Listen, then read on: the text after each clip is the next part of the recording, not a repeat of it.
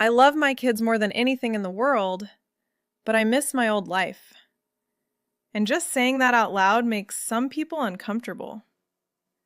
So if you're already judging me, this episode might not be for you.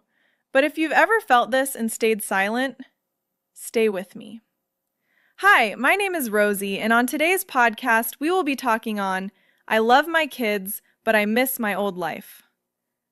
This is one of those thoughts we're not supposed to have as women, especially as mothers.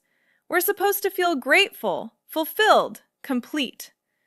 And don't get me wrong, I am grateful.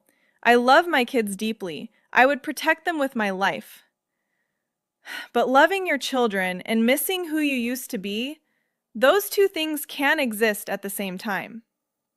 And today, I want to talk about that honestly, without sugarcoating, without guilt-tripping ourselves. Before kids, I had an identity. I had energy. I had spontaneity. I could leave the house without planning military-level logistics. I could sit in silence. I could think a full thought without being interrupted.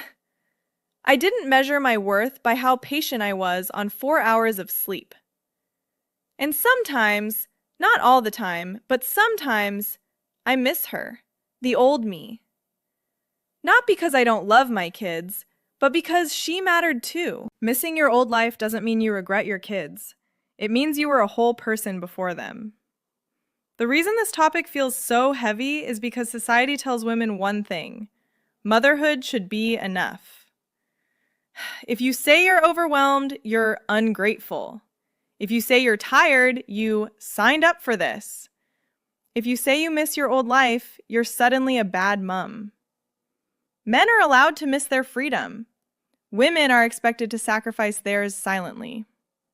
And that silence, that's where resentment grows. Here's the part that's hard to admit.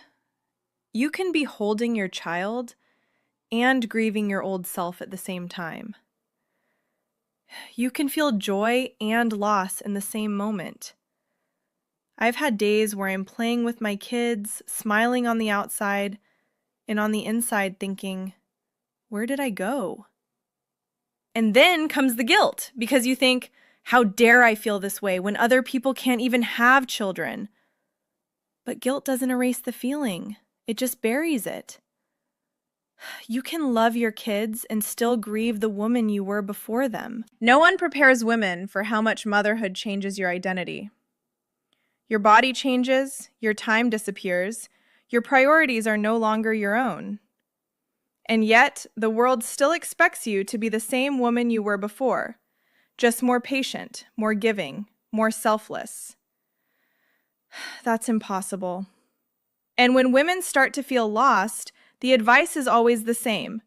Practice self-care, take a bath, light a candle.